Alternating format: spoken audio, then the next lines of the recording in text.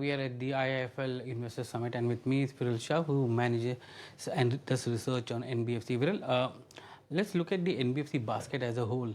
How do you place them vis-a-vis your PSU and private banks? So I think incrementally over the past, I would say couple of quarters, we have been recommending to clients that NBFCs now is the time to be a bit more selective. Reason is, I would say, primarily threefold. One is that the starting point of valuations, I think they are close to their either long-term averages or some of them are trading rich as well. Rightfully so. Of course, it's accompanied by superior earnings growth. But the second reason is that on the relative basis, say vis-a-vis a private banks, the earnings growth premium that NBFCs deliver, the keyword over here is premium, is going to narrow. There's nothing wrong with, say, a larger NBFCs. They will still deliver a 25% kind of an earnings growth CAGR over the next couple of years. But the private banks, and rather I would say most of the banks, including PSUs, the earnings growth for them is going to inflect. So the relative earnings growth premium that NBFCs used to deliver is going to shrink in the context of valuations which is there. And thirdly, finally, I think the key risk for NBFCs from here on is basically with regards to the margins. If we look at the way the bond market yields are behaving, of course the GSEC yields and the spreads are where they are all-time highs, say in a non-crisis period. But when I look under the hood also, and there is a clear-cut segmentation and differentiation, say even within a AAA rated or say a corporate-backed NBFCs or say a non-AAA rated NBFCs. For instance, there has been no reduction in yields for a non-AAA rated NBFC paper in the last 1.5 years, despite 125 basis points of rate cut. So on one hand, they've been able to reduce the cost of fund from the banks, but if they're borrowing from the market as bonds, the yields are much higher and they're paying up. So it's negating each other basically. Yes, and secondly, what is happening is we as analysts and investors, we were penciling in margin expansions, cost of fund reduction on back of the repo rate cuts.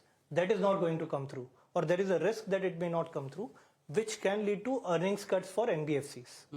So in this backdrop, which are the segments within the NBFCs which will grow at a steady rate or a faster rate compared to a normal NBFC? I think incrementally what we are telling is that within the NBFC construct, one is better placed in NBFCs that are much more diversified and also I would say who have relative advantages on the liability side, be it in terms of parentage or a credit rating, etc. They seem to be better placed in the overall construct, and it also means that they are going to give you a much better and a stabler earnings growth over a longer period of time. So, So, that's interesting that you spoke about parentage and others. If I were to tell you to look ahead, maybe 3 to 5 years down the line, you have digital lenders coming into play. They already have a good footprint, but now you have Airtel also coming into the entire digital lending space. You have Jio for last 3 years, it's been there. You have the big boy of the NBFCs, Bajaj Finance, which is already into there, and all others are trying to bring in digital lending.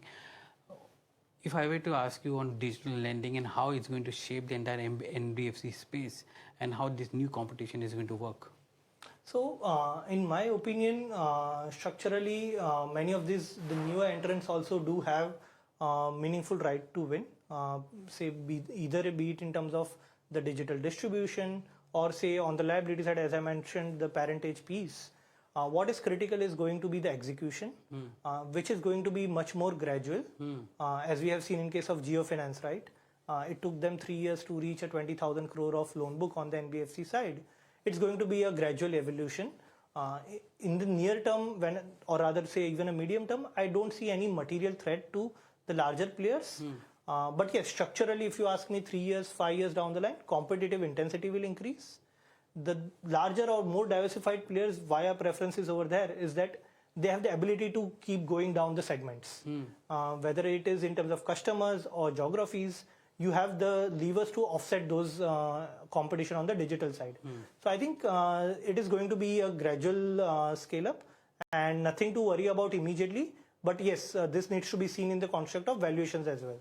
And how do you think valuations will transform from here? Because we've been giving high valuations and high multiples to NBFC because of the kind of natural way of lending there. When digital lending comes in play, is there going to be a rationalization of the kind of valuation for in any manner, or a normalized valuation will come into play because that's a new normal now going to come in? I think, see, you are right. Part of that has already been happening. We have been witnessing, right? For instance, you look at Bajaj Finance, where it used to trade, say, even pre-COVID, right? And that is again a function of the growth. Back then, it used to grow at a different orbit, 35-40%. Earnings growth used to be materially different, though ROEs could be one scenario. I think eventually it's going to be the proof of the pudding would be in terms of the earnings growth. And as long as, say, if you are able to deliver, say, a 20-25% kind of earnings growth consistently, some of these valuations, even if you bake in, say, prudently some bit of natural compression, you will still end up getting, say, decent 18-20% kind of CAGR returns, which is where I think the larger NBFCs are poised towards. Are you also looking from a point of view of markets being a little impatient with the kind of earnings which is there?